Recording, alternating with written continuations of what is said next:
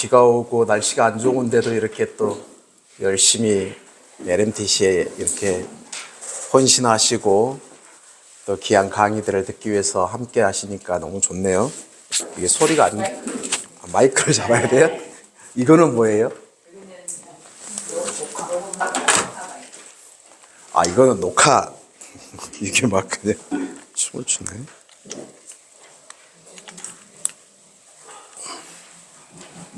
네, 반갑습니다.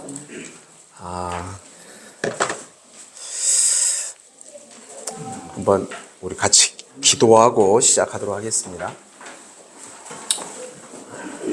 하나님, 주의 은혜를 감사합니다. 주님께서 저희들에게 주님의 비전의 마음들을 품고 또 LMTC를 통해서 지역 선교 발전과 선교에 대한 귀한 마음들을 나눌 수 있도록 우리들을 붙들어 주시니 감사합니다. 주의 성령께서 이 시간 우리 가운데 역사해 주시고 특별히 또 성원교회에서 대구 중부 LMTC로 이렇게 모여서 함께 선교에 대한 비전들을 나누고 또 공유하고 그 가운데 선교의 귀한 일들에 헌신되어질 수 있도록 우리들을 인도해 주시니 감사합니다. 주님, 이 시간 나누는 시간들을 통해서 하나님께서 역사해 주시고 우리 가운데 더 큰 꿈과 비전들이 힘있게 증거되어질 수 있도록 하나님 역사해 주옵소서. 참석한 모든 귀한 우리 교우들에게 은혜를 베풀어 주시고 오고 있는 발걸음들도 주님께서 안전하게 잘 도착할 수 있도록 은혜를 베하여 주옵소서. 우리와 함께 하신 주님을 찬양합니다. 주님 영광을 받아 주옵소서. 예수님의 이름으로 기도드리옵나이다. 아멘. 네, 반갑습니다. 저는 잠깐 저를 좀 소개할게요. 네, 저는 중국에서 선교 사역을 2000년도부터 했습니다. 네, 그래서 중국 사천성이라는 곳이 있는데요. 여러분들이 2008년도에 그 쓰촨 대지진이라고 좀 들어보셨을 거예요. 그 쓰촨 대지진이 일어났던 그 현장이 제가 그 사역했던 치앙족이라는 족속들이 사는 지역이었는데 그 지역에서 지진이 일어났었습니다. 그래서 저희 GMS에서는 선교사를 보호하는 차원에서 선교사의 이제 철수들을 명령을 했었어요. 근데 이제 그때 당시 저희가 그곳에 한 13가정 정도 있었는데 그 주변 지역으로도 이동하기도 하고 그러면서 그 어려움들을 좀 이렇게 이길 수 있었는데요.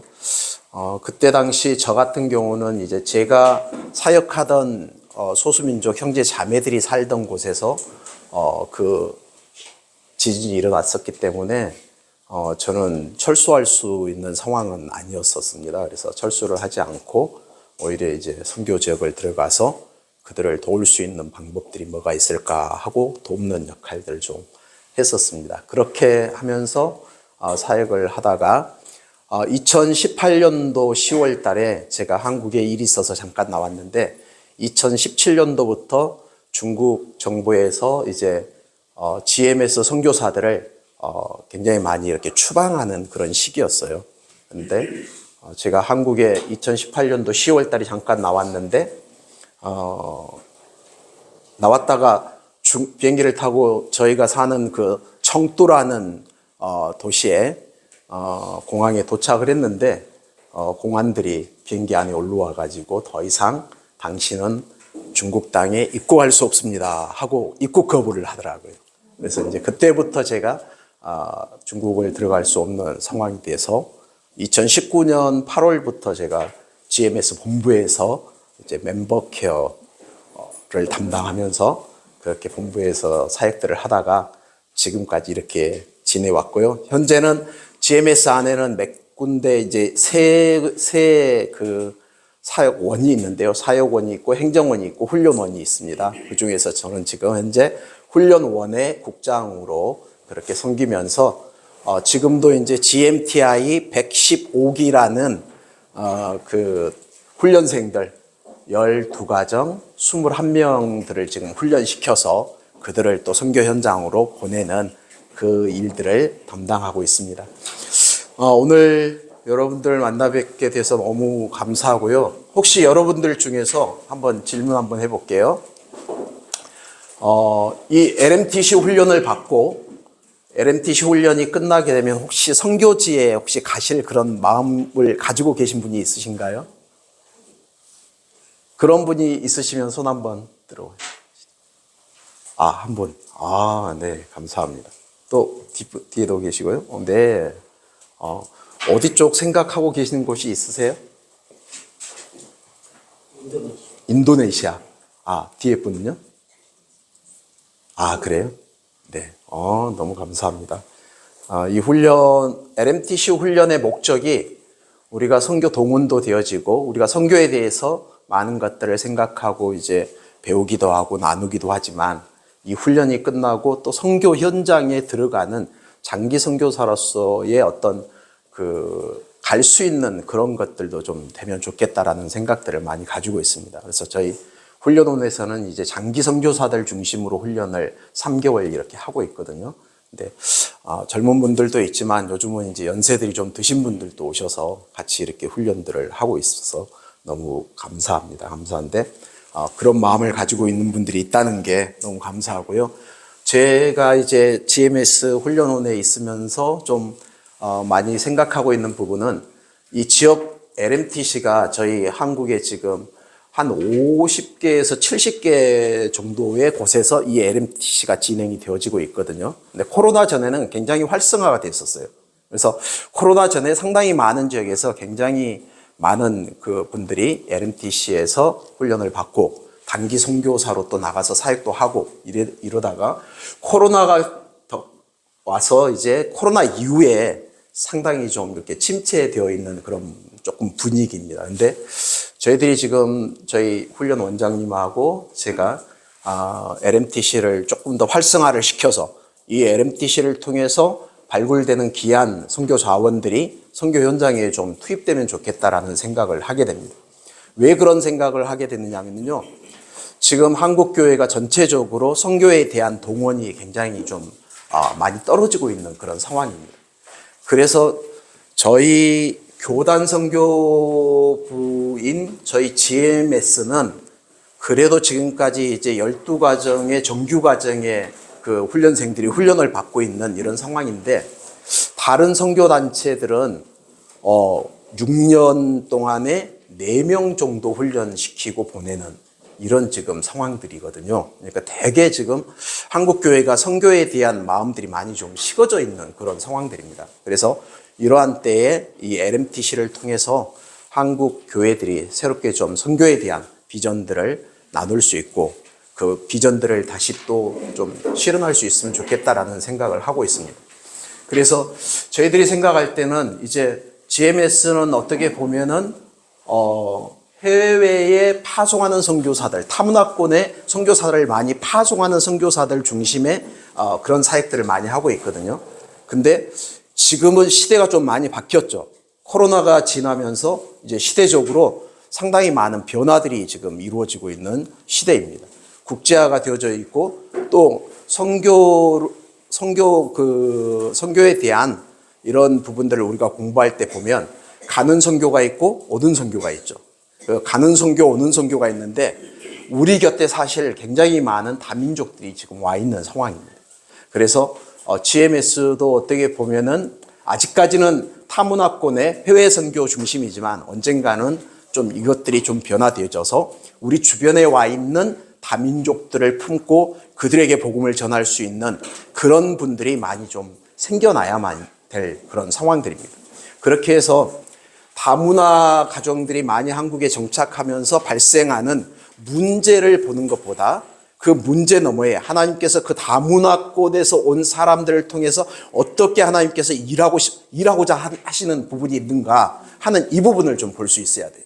근데 아직 한국 교회가 이런 부분에 많이 좀 이렇게 적극적으로 들어오지 않는 그런 부분들이 좀 있어서 굉장히 많이 안타까운데 앞으로 좀 그런 부분들을 좀 이렇게 더 좀 잘 감당했으면 좋겠다라는 그런 생각들을 가지고 우리 LMTC가 더 좀 활발하게 이루어지고 이 LMTC를 통해서 귀한 선교사님들이 많이 배출됐으면 좋겠다라는 이런 생각들을 좀 가지게 됩니다.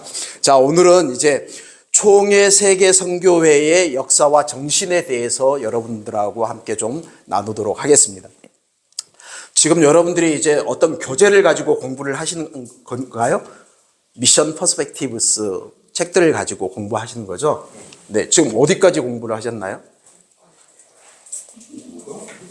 5과, 4과, 5가요?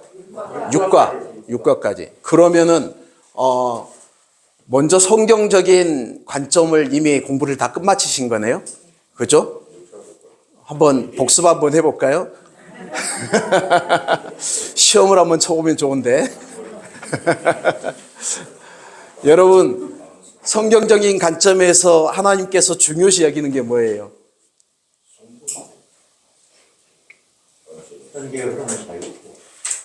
네, 괜찮아요. 여러분들이 지금 생각하고 있는 게 다 맞는 정답이에요. 네, 성경적인 관점에서 제1과에서 제목이 뭐예요? 하나님의 선교, 하나님의 세계가 나오죠.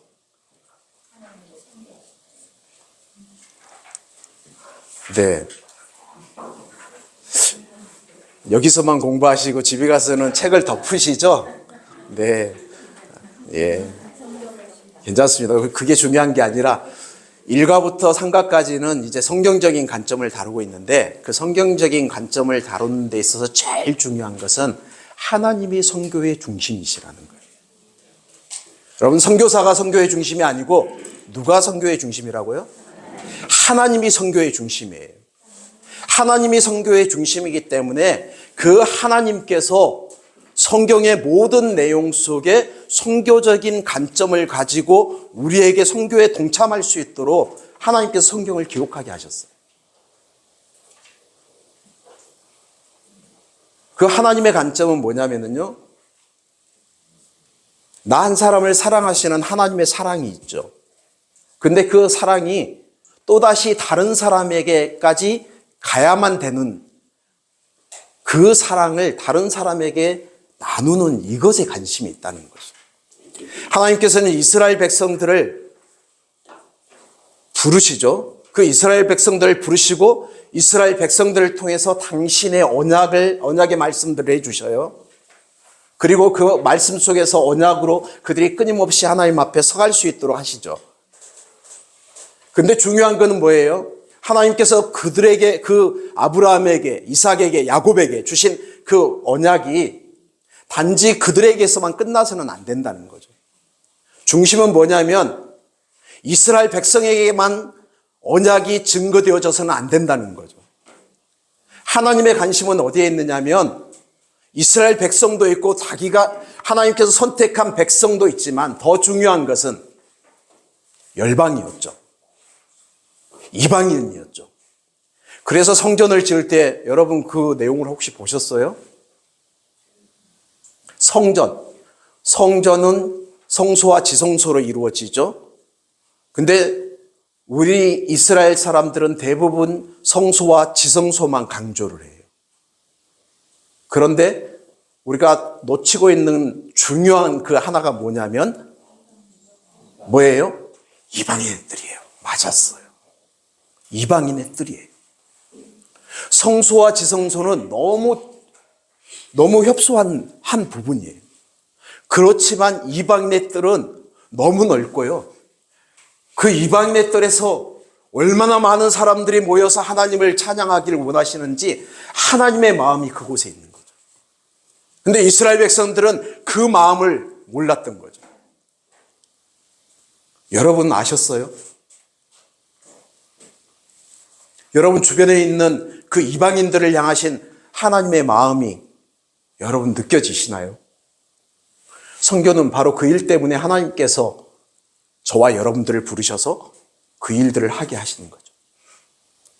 하나님을 알지 못한 사람들, 하나님께서 관심을 가지고 하나님의 그 가슴 깊은 곳에서 우러나오는 그 사랑을 전해주고 싶은 그 열망이 있는 그 열망의 대상인 그들을 향해서 나아가야 되는데 우리 많은 사람들이 그 하나님의 열망을 너무 몰라요. 모든 것은 나의 상황과 나의 환경과 나에게 관심을 갖다 보니까 하나님께서 정말 원하시는 내가 복이 되고 하나님의 복이 될 수 있어서 더 많은 사람들이 복을 받고 더 많은 사람들이 하나님의 은혜 가운데 거하기를 원하는 그 마음을 잃어버리고 있어요. 저와 여러분들이 이런 LMTC 훈련이라든지 이런 것들을 통해서 이런 마음들을 좀 회복했으면 좋겠습니다. 하나님의 마음, 엄마 아빠 된 마음, 하나님의 마음이 아버지의 마음이라고 이렇게 표현을 하고 얘기를 하는데 우리는 하나님께서 주시는 그 마음들을 너무 많이 좀 잃고 있지는 않는가라는 안타까움이 있습니다. 선교는 하나님께서 하시는 것이고 그 하나님이 하시는 그 일에 저와 여러분들이 협력해서 일들을 이루어 가시는 거죠. LMTC가 이루어지는 것은 각 지역에 있는 하나님의 사람들이 혼신되어져서 교회들과 함께 선교사님들과 하나님의 그 일을 이루어가자라는 그 목적을 가지고 진행이 되어지는 거죠. 여러분들이 여러분의 살고 있는 삶의 현장 속에서 선교적인 마인드를 가지고 삶을 살아낼 수 있었으면 좋겠습니다. 선교사가 선교지에 가서 사는 그것 중요한 것이 아니고요. 다른 나라에 꼭 가가지고 단기 선교하는 것 그것 중요하지만 더 중요한 것은 우리 자신이 하나님께서 생각하시고 하나님께서 우리들을 통해서 바라고 원하는 그 선교적인 삶을 살아내느냐 살아내지 못하느냐 하는 거기에 하나님이 관심을 갖고 있다는 거죠. 그래서 우리들이 그렇게 삶을 살았으면 좋겠고요. 오늘 이제 총회 세계 선교의 역사와 정신을 생각해 보면서 저는 먼저 우리가 어떻게 복음을 받아들이게 되었는가에 대한 부분들을 좀 생각해 보았으면 좋겠습니다.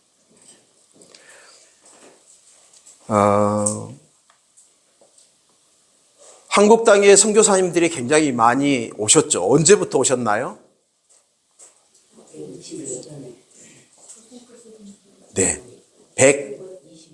120년 전에. 네, 120년 전.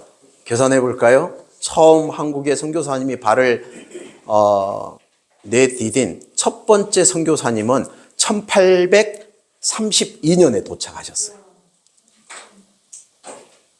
귀첼러프 선교사님이란 분이죠. 그분이 처음 한국 땅에 발을 디뎠어요. 근데 그분은 이제 공식적으로 선교의 사역을 감당하지 못했어요. 단지 우리 땅에 처음 발을 내딛긴 했죠. 그 다음에 우리 한국 교회는 저희 장로교회도 그렇고 감리교회도 그렇고 최초의 선교사는 1885년 4월 5일 날 우리 땅을 밟은 언더우드 선교사와 아펜젤러 선교사를 처음 우리 한국 땅에 들어온 선교사라고 이렇게 표현을 하고 있습니다.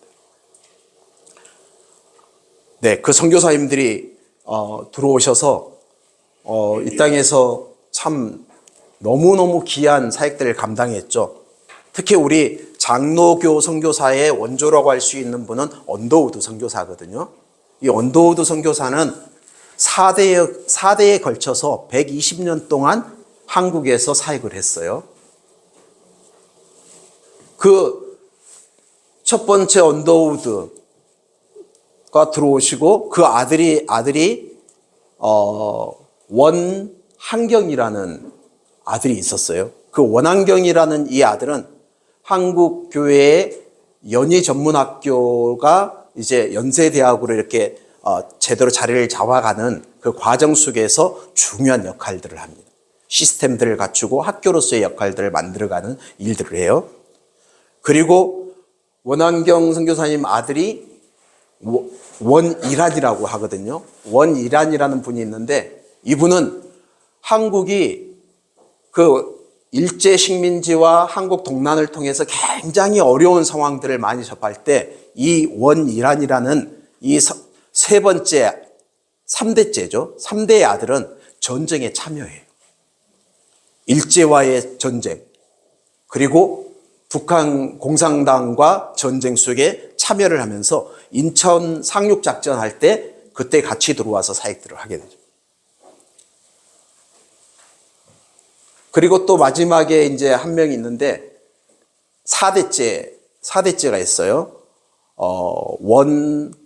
원한광이라는 이 사대째 아들이 있습니다. 120년이 지난 동안 계속해서 일들을 하면서 이제 이 사역들을 했는데 이 언더우드 가정에서 첫 번째 한국 땅을 밟은 그 원더우드 선교사의 마음속에 소망이 있었는데요. 네 가지 일을 꼭 하고 싶은 그 네 가지 일이 있었습니다. 그 일이 뭐였냐면 첫째는 한국의 기독교의 복음이 편만하게 증거되기를 원하는 이 마음을 가지고 이 언더우드 선교사가 한국 땅에 들어왔어요. 두 번째는 당시 한국 사회는 너무 많은 이질과 너무 많은 질병으로 너무 많은 사람들이 죽어갔기 때문에 의료 사역을 잘 감당하기를 원했습니다. 그래서 의료 선교를 통해서 많은 죽어가는 사람들을 고쳐내자라는 이 생각을 가지고 있었습니다. 다음에 세 번째 뜻은 세웠던 것은 교육 사역이었습니다. 특별히 당시의 여성분들은 교육에서 완전히 제외된 그러한 상황이었습니다. 구한 말에 한국의 유교 정치에 의해서 너무 많은 이런 어려움들이 있었기 때문에 교육을 통해서 모든 사람이 평등하게 교육을 받고 그 교육을 받는 가운데 좀 더 나은 그러한 생활들을 할 수 있었으면 좋겠다라는 이러한 바람을 가지고 그는 교육 사역에 헌신을 했었습니다. 그리고 또 한 가지 맨 마지막으로 강조하고 추구하고 했었던 것은 뭐냐면 한국 사회가 정말 좀 잘 살았으면 좋겠다. 너무 가난했으니까요. 그때 당시 너무 비참했고 너무 가난했고 그렇기 때문에 이 네 가지의 사역이 다 이루어지게 된다면 하나님께서 자기들을 한국 땅에 보낸 그 목적을 이룬 것이다라고 생각하고 이 원도우가는 120년 동안 사역을 하다가 이제 미국으로 돌아갔습니다. 그리고 그때부터서는 해외에서 한국을 지원하고 한국이 세계 속에서 정말 너무너무 귀한 그러한 나라라는 것을 증거하는 그런 삶들을 그 원도우가에서 계속해서 이렇게 살아왔었습니다. 초창기 한국에 왔던 선교사님들의 마음속에 있었던 그 열정, 열망들이 오늘날 우리를 통해서 또 다른 나라에 증거되어져야 된다라고 저는 생각합니다. 왜냐하면 아직도 세계 많은 곳은 이전에 우리나라가 겪고 있었던 그런 환경에 처해 있는 나라가 너무 많고 또 복음을 너무 알지 못하는 곳들이 너무 많기 때문에 그런 부분들이 매우 중요한 부분이 아닌가라고 생각을 해봅니다. 그러면서 참 중요한 거는요, 우리나라에 정말 많은 선교사님들이 들어오셨는데 그 선교사님들 중에서 우리 한국 사회에서 당시의 상황 속에서 2년 이상의 사역을 했던 선교사님들이 많지가 않습니다. 여러분 서울에 그 양화진이라는 외국인 묘소를 혹시 가보신 적이 있으신지 모르겠는데요. 그 양화진이라는 그 묘소는 선교사님들이 죽어서 묻혀있는 땅이거든요. 그 양화진에 가게 되면 굉장히 많은 비석들이 이렇게 들어있어요. 원도가의 그 비석도 있고, 헐버트라든지, 존 헤론이라든지, 이런 분들의 묘가 다 거기에 있는데, 거기에 가면 한쪽에 조그만 이름도 없이 세워져 있는 많은 비석들이 있습니다. 그 비석들은 어떤 비석이냐면요. 한국 땅에 엄마 아빠 손잡고 들어왔던 아이들이 한국 땅에서 이질에 걸리고 장티푸스에 걸리고 말라리아에 걸려서 2년이 채 안 되는 그 시간 또는 조금 더 살지만 더 이상 살지 못하고 죽어간 수많은 아이들이 있었고요. 다음에 태어났는데 이름을 아직 짓기도 전에 세상을 떠야만 되는 그러한 아이들이 있었습니다. 그곳에 가면 그런 조그만 묘소들, 어떤 묘소들은 이름이 있고 비석에 비문들이 있고 하지만 어떤 비석에는 아무 글도 써져 있지 않는 그런 비석들이 굉장히 많이 있습니다. 남편이 죽고 아내 선교사님이 죽고 자녀가 죽고 이런 일들이 있음에도 불구하고 그분들은 이 땅의 복음을 위해서 이 땅에 하나님의 마음의 소원을 이루고자 하는 그 열망을 가지고 이 땅의 영혼들을 만났습니다. 돌에 맞기도 하고 때로는 집에 유리창이 깨어지기도 하고 하는 여러 가지 일들을 당했지만 그들은 묵묵히 주님께서 십자가에서 당하셨던 그것처럼 그 아픔과 고통을 당하시면서 묵묵히 그 모든 과정들을 이겨낸 그런 분들의 삶이 우리에게 복음을 전해 주었던 초창기 선교사님들의 삶의 모습 속에서 있는 것을 우리는 기억하고 우리가 선교에 대한 부분들, 하나님의 마음들, 그 하나님께서 왜 하나님께서 그들을 그렇게 보내셨을까라는 것들을 생각하면서 우리가 하나님의 그 마음을 좀 시원케 해드리는 그런 사람들이 되어졌으면 좋겠다라는 생각으로 그 외국인 선교사님들의 그런 헌신의 모습들을 좀 나눠봤습니다. 정말 많은 선교사님들이 있는데요. 그 선교사님들을 통해서 한국교회가 이렇게 개척이 되고 또 새롭게 되어지고 해서 너무너무 감사한 그런 모습이죠. 오늘 이제 이거는 좀 제가 서두적으로 좀 얘기를 나눈 거고요. 강의를 하고자 하는 거는 한국 선교사들이 가진 선교적인 관점을 좀 이해하고 조금 전에 다양한 부분들을 좀 나눴고요. 역사적으로 선교적인 관점 형성의 요인이 무엇인지, 한국교회 초창기 선교사들의 활동과 한국교회 부흥의 원동력이 무엇이었는지, GMS의 선교의 역사와 한국 선교사의 사역과 한국 문화의 영향력, 이런 부분들을 좀 나누면서 GMS 역사와 정신을 계승한 지역 LMTC가 앞으로 어떻게 나아가야 될 것인가에 대한 부분들을 이 시간에는 좀 나눠보도록 하겠습니다. 한국 개신교의 역사적인 배경입니다. 한말의 지정학적인 배경으로 인해서 참 우리나라는 지정학적으로 굉장히 강대국들에게 둘러싸여 있기 때문에 굉장히 어렵게 힘든 그 시간들을 보냈었죠. 중국, 다음에 러시아, 일본, 미국 이런 나라들의 그 둘러싸여 있었던 가난한 힘없는 나라였기 때문에 굉장히 어려운 상황이었죠. 그래서 주로 4대 교린이라는 이 말을 사용하는데 4대 교린이라는 말은 뭐냐면 큰 나라들에게는 조공을 바치면서 그리고 주변에 있는 나라들하고 이제 친분을 교제를 나누면서 이렇게 살아가는 그런 상황이었고 또 세국 정책을 통해서 한국에 외국 문물이 들어오는 것을 이게 이제 유교적인 영향이죠. 이것으로 인해서 굉장히 큰 어려움들이 있었던 그런 상황들. 한말 종교 문화적인 배경은 우리 한국은 어떻게 보면 무속 종교가 굉장히 많은 영향력을 줬죠. 그래서 기독교가 한참 활발하게 성장했던 70년대, 80년대에도 역시 기독교 안에 이 무속적인 그런 영향력들이 굉장히 많이 들어와 있었던 것이 사실입니다. 불교의 영향, 유교의 영향이 있었던 이런 부분들. 그리고 구한말 조선의 영적인 갈급을 충족해 줄 강력한 종교가 없었습니다. 이런 상황들 속에서 한국은 굉장히 그 어려움들을 계속 겪고 있었죠. 이랬었을 때 전통적인 종교의 그 어떤 특징들은 혼합주의라든지 운명론적인 것, 조상숭배, 그리고 이 세상과 저 세상이 대립한다라는 이런 어떤 구도. 그래서 참 삶이 쉽지 않는 그런 시간들을 한국 사회가 이제 보내고 있었던 그런 시기였죠.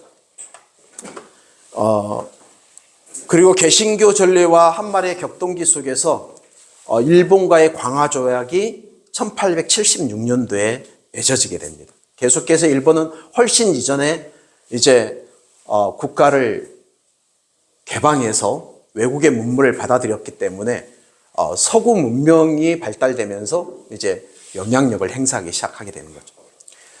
미국과는 한미 상호 통상 조약을 1882년에 맺게 됩니다. 그리고 이모군란이라는 이 군란, 갑심정변 이런 것들이 이제 발생하면서 굉장히 혼란스러운 그런 시기였습니다. 그랬었을 때 이제 개신교는 아까 얘기했던 것처럼 1885년 4월 5일 날 식목일이죠. 식목일 날 한국에 공식적으로 첫 발을 디디게 되고 정부의 허락을 받으면서 이제 사역들을 감당하게 되는 이런 일들을 하게 됩니다. 그리고 열방의 독일, 러시아, 프랑스 이런 나라들과 수교를 맺으면서 이렇게 생활을 하게 되죠. 제가 아까 얘기했던 칼 귀칠라프는 독일인이었습니다. 독일인 선교사였는데 이분이 이제 제가 여기 설명을 해놓은 게 있는데 설명이 전혀 뜨지를 않는 건가요? 이거 설명을 뜰 수 있게 좀 볼 수 있으면 좋은데 설명이 혹시 밑에 설명이? 네네네. 프레스 뭐가 말고 하세요. 아 그래요? 줌 3개도 눌러보고 눌러하는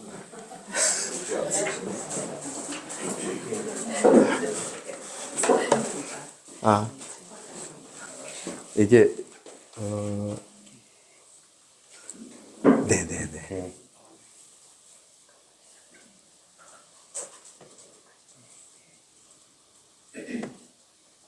아 그렇게 하고 이걸 누르면 될 것 같습니다. 보시 이게 맞나요? 네네 맞습니다. 맞습니다.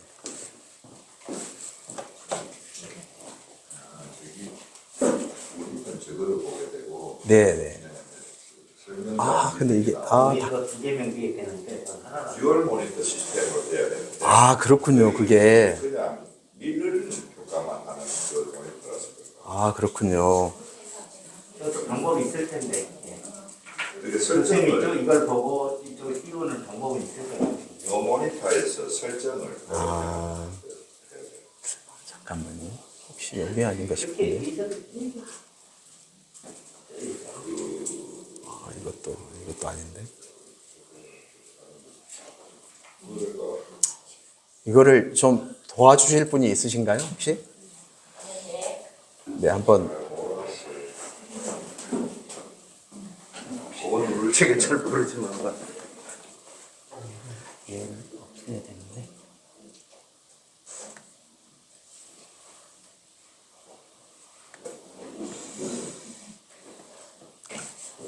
이렇게 하면 글씨가 뒤에서 좀 보이나요?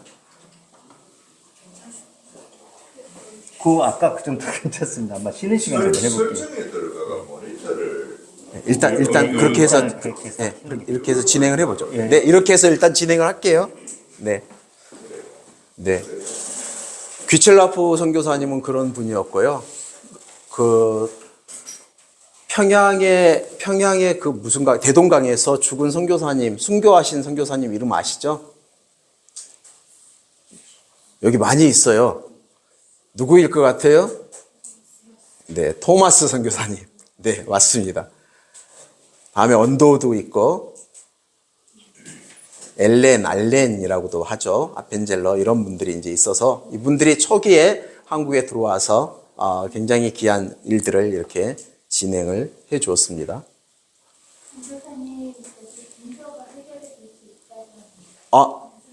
네네. 와서 좀 한번 해결 한번 해줘요. 감사합니다. 역시 우리 준서. 감사합니다.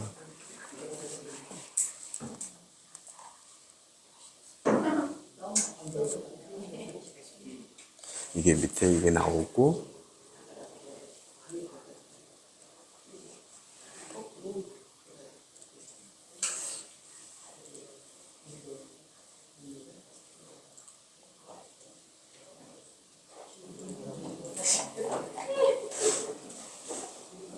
잘 안 되나? 응? 괜찮아. 괜찮을 것 같아. 그래, 고마워.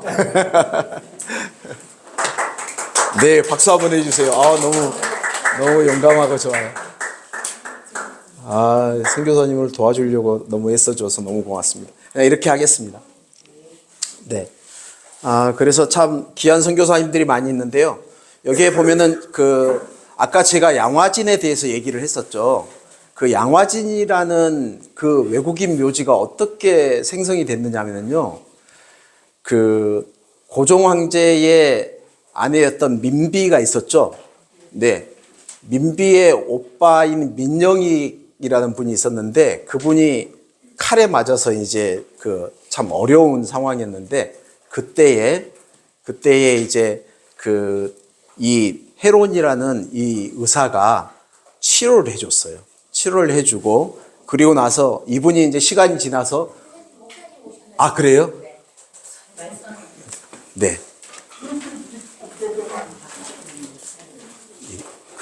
설명 나오고 노트를 볼 수 있도록 지금은 이게 지금 복제인데 확장을 볼까요? 네네 확장을 한번 해보시죠.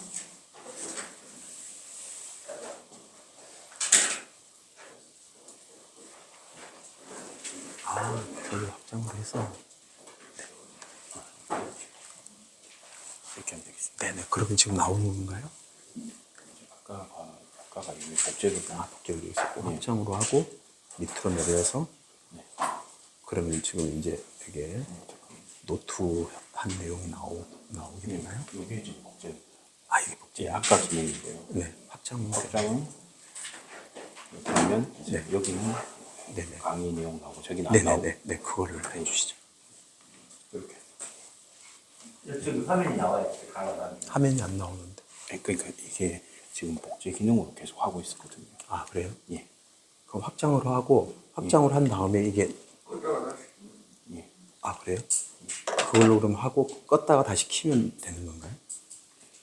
아마 원래 기본적으로는 복제로 이렇게 될 거예요. 예.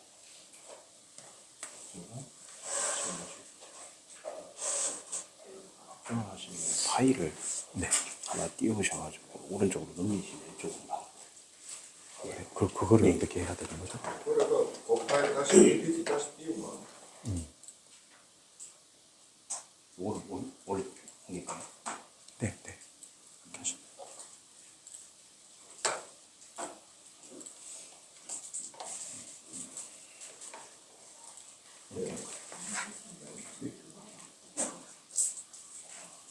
이게 잘안 나와서 쇼로 들어가서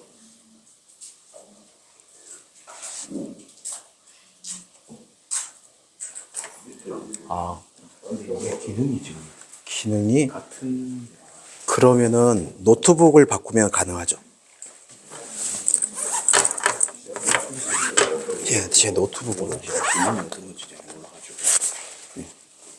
화면이 여기서는 큰 화면으로 나오고 여기서는 설명하는 거하고 노트가 같이 이렇게 나올 수 있도록 네. 제가 이걸로 한번 해보겠습니다.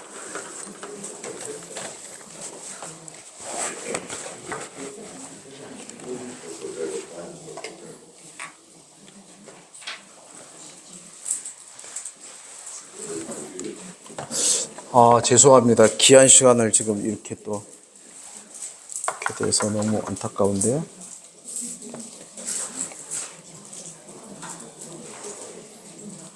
연결 이쪽에 또 하면 됩니다. 이게 또 단자가 틀려가지고 잠깐 혹시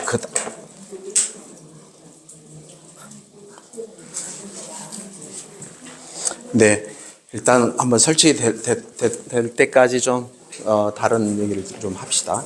그래서 양화진 묘지가 그렇게 설립됐던 거는 그런 상황에서 이제 고종 황제가 이 헤론 선교사의 도움을 받은 거죠.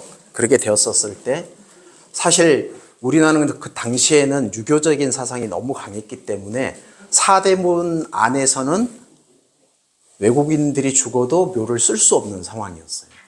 그런 상황에서 이제 그 7월 달에 이혜론 선교사님이 소천을 했는데 이혜론 선교사님이 죽었다는 얘기를 듣고 그러면은 사대문 심리 밖에는 가능했어요. 그래서 사대문 바깥 심리가 되는 곳이 어디였느냐면 지금 양화진이라는 곳인데요. 이 양화진은 어떤 곳이냐면 천주교인들의 박해가 있었을 때 그곳을 절두산이라고 했습니다. 절두산.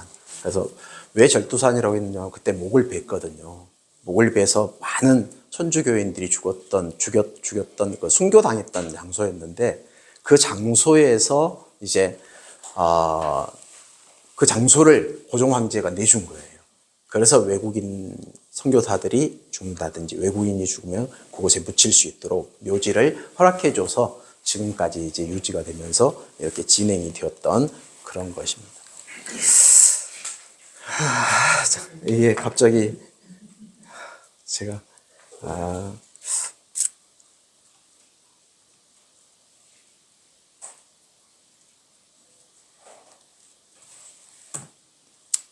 해야 될 일이 많은데요.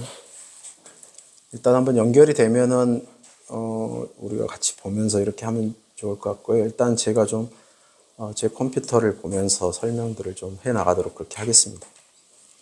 네.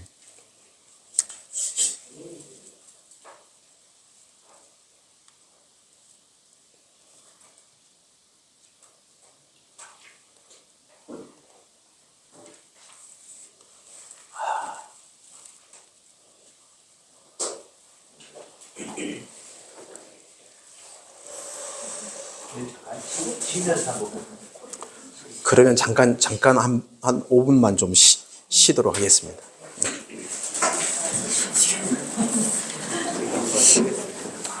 예, 연결하던 선은. 이 선이 이게 잭이 또 다른 잭이에요. 잭이 하나밖에 없어요. 예, 이거 한번 다시 연결해 보시면. 네네. 이거는 본인이 보세요. 예. 이거는 화면을. 그러시죠.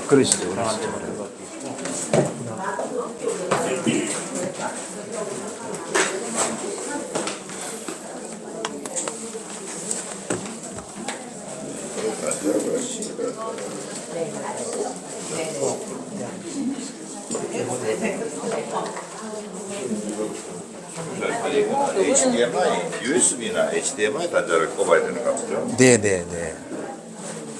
아, 단자가 있어요? 여기 HDMI 단자 여기 있네. 말씀하시는 기능이 제가 뭔지 몰라가지고.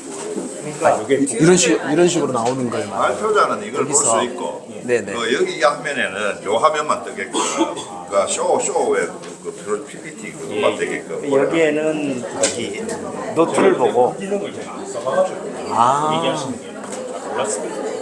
미리 이렇게 맞춰봐야 되는. 선생님 이거 화면 네, 맞습니다. 뜨질 않지? 안 떠요?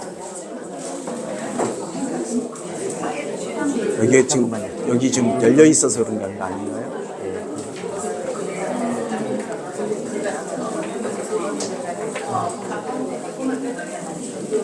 열려 있는데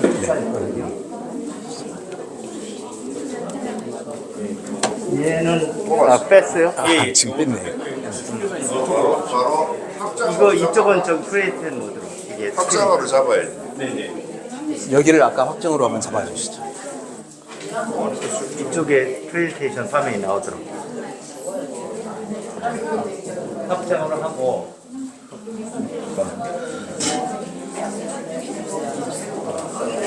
그리고 이쪽을 발표, 지금부터 발표.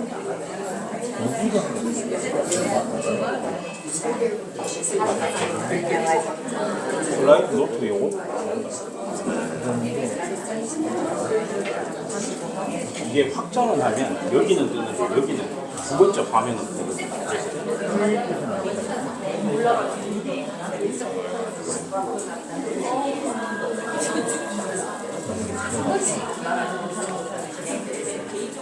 한번 해보시겠습니다. 아, 됐습니다. 그겁니다. 네. 됐어요. 네. 아, 감사합니다. 예. 고맙습니다. 예.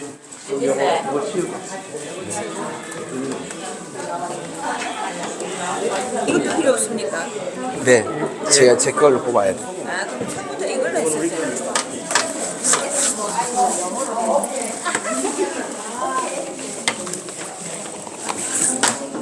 아, 예, 감사합니다. 네. 이거는 뭐 줄까요? 네, 네, 여기다 꼽아 주시죠. 이쪽에 하나 있을 거예요.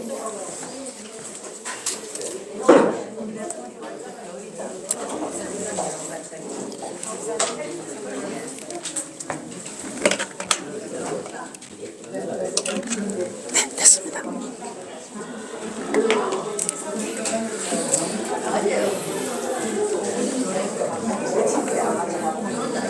네, 됐습니다. 됐습니다. 감사합니다. 아이고. 저기 이거 파워 저기 마우스는 필요 없어요. 마우스가 하나 아까 마우스가 있었는데 근데 여기는 없나요? 네네 제가 안 가져왔습니다.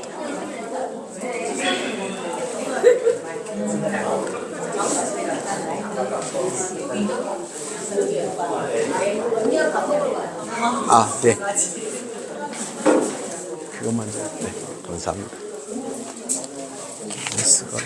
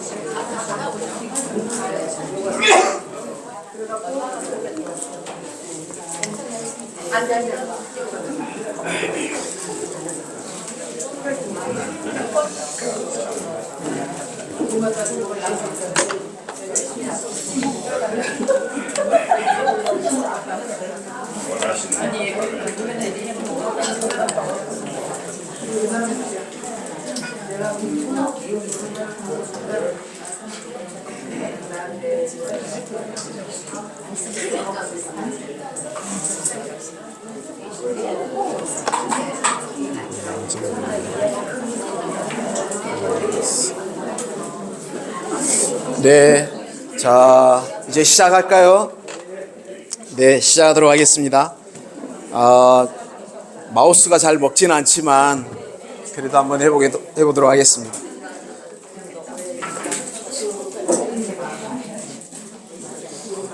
자, 여러분 여기에는 이제 초창기에 저희 한국에 들어왔던 이제 선교사님들이죠. 맨 위쪽에 왼쪽에 퀴칠라프 선교사님의 모습이고요. 두 번째는 토마스 선교사님이죠. 대동강변에서 성경을 전달해주고 소천하셨던 순교하신 분이죠. 이때 나이가 몇 살이었죠? 네, 27좀 되는 너무 젊으신 분이죠. 네, 근데 그렇게 이 토마스 선교사님 굉장히 정말 귀한 분인데 그렇게 소천을 하셨어요. 그리고 세 번째 언더우드, 밑에서 왼쪽에서 알렌, 그리고 아펜젤러 이렇게 있고요. 제가 좀 얘기하고 싶은 거는 이제 존 헤론이라고 해놓고 사진이 없는데 사진을 일부러 안 넣은 이유는 존 헤론뿐만 아니라 정말 너무나도 많은 무명의 선교사님들이 이 땅에 오셔서 그렇게 우리들을 위해서 복음의 씨앗을 뿌려주시고 그렇게 소천하셨다는 것, 그거를 좀 나누고 싶습니다. 그래서 여러분 참 많은 선교사님들이 이름 없이 그렇게 주님을 위해서 헌신했던 그런 역사가 우리의 그 선교 역사 속에 있습니다. 그래서 그 선교사님들을 우리가 좀 많이 기억했으면 좋겠고요.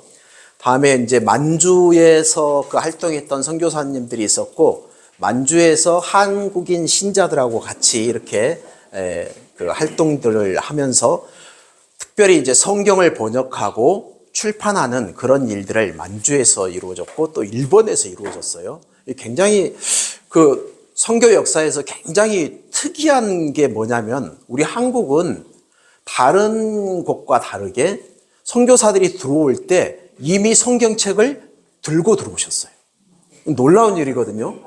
성경이 있고 없느냐가 굉장히 큰 차이가 있는데, 만주에서 이 존 로스, 존 맥킨타이어라는 이분들이 성경을 번역을 한 거예요. 한국인하고 같이. 그래서 성경을 번역해서 그 이응창, 김진기 이런 분들하고 같이 성경을 번역해서 선교사님들이 한국을 들어올 때 그 성경을 가지고 들어왔다는 거죠. 이 사람들과 함께. 그리고 또 일본에서도 그렇고요.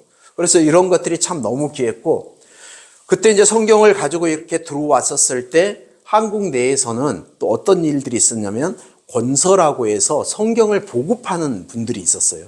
근데 이 권서 또 전도부인 이런 분들이 곳곳에서 얼마나 귀하게 이렇게 역할들을 해줬는지 모릅니다. 그래서 이분들을 통해서 이제 한국교회에 많은 신실한 일꾼들이 세워지고, 그들이 곳곳에서 이제 복음의 그 놀라운 일들을 행하는 일들이 생기게 되죠.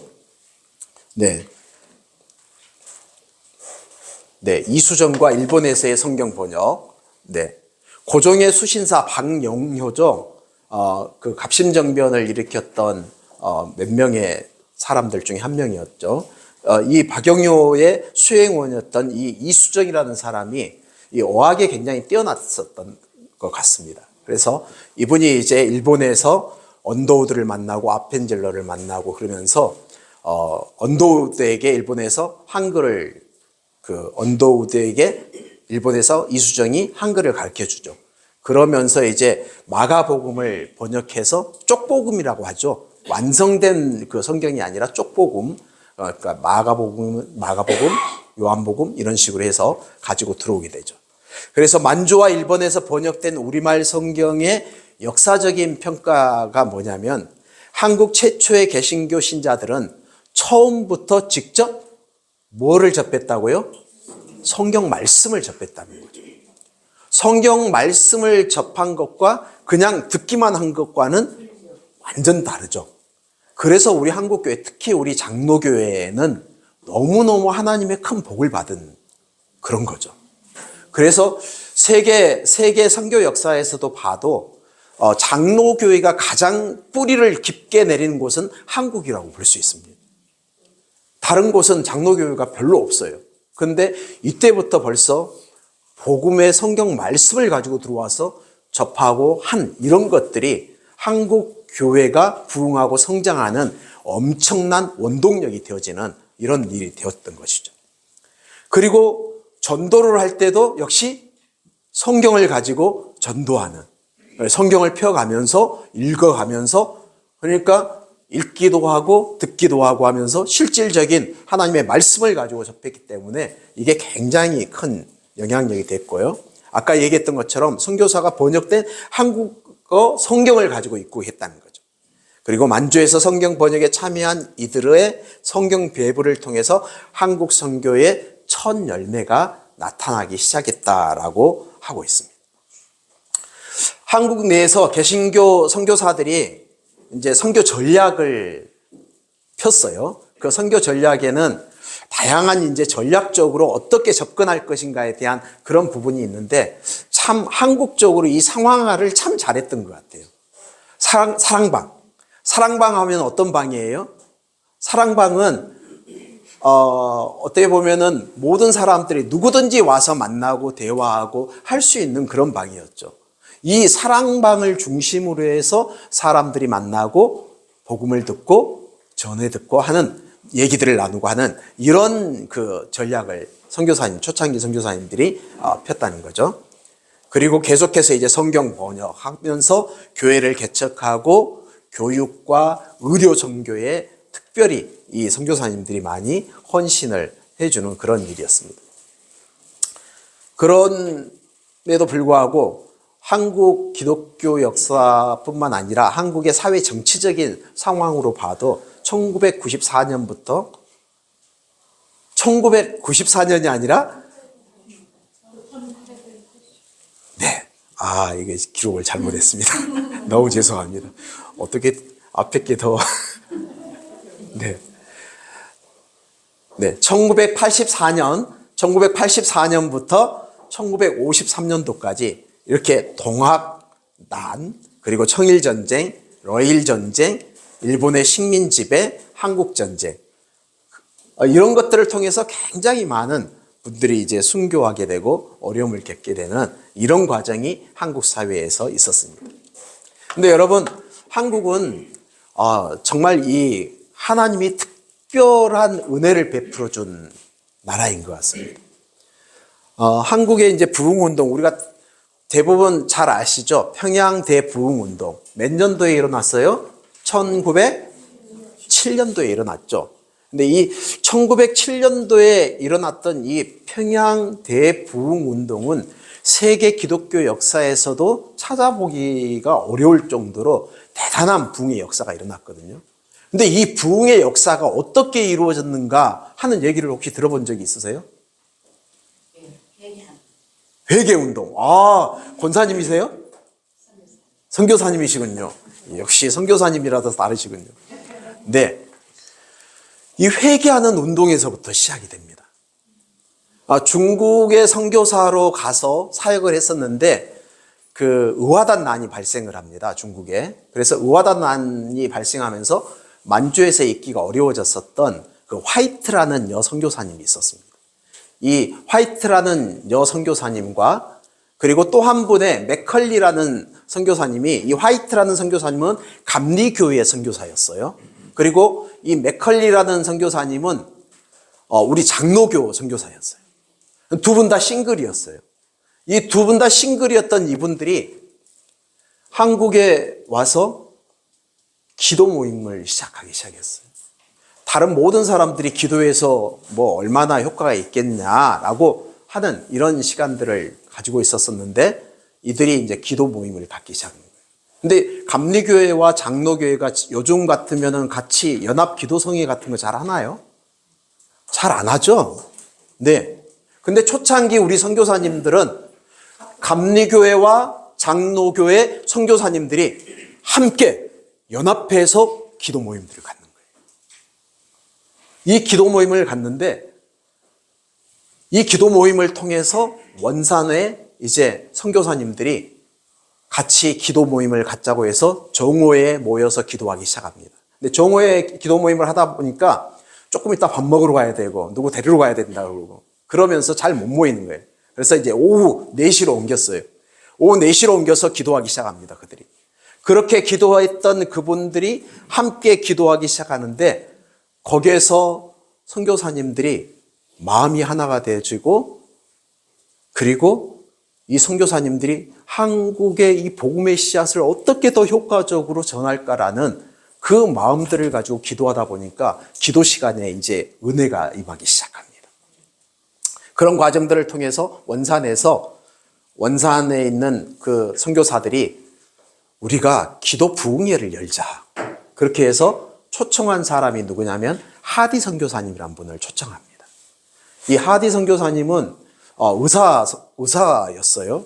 이 하디 선교사님이 굉장히 순수하고 복음의 열정이 있었고 영혼을 사랑하는 마음이 특별히 많았기 때문에 이분을 초청해서 이제 부흥 집회를 시작했는데 기도 부흥 집회를 시작했는데요. 그 속에서 하디 목사님이 부흥 강사로 온 이 하디 목사님이 선교사님이 자기가 한국 사회에 와서 한국인들을 대했던 부분들에 대해서 회개하기 시작합니다. 첫 번째 회개. 자기가 비록 선교사로 이 땅에 왔지만 자기는 이 땅에 와서 너무 많은 한국 사람들을 눈 아래로 쳐다봤다. 나와 같은 그런 동등한 위치에서 차별 없이 대한 것이 아니라 한 수 내내 깔아보는 거죠. 네, 그런 마음으로 본 거죠. 이것에 대해서 하디 목사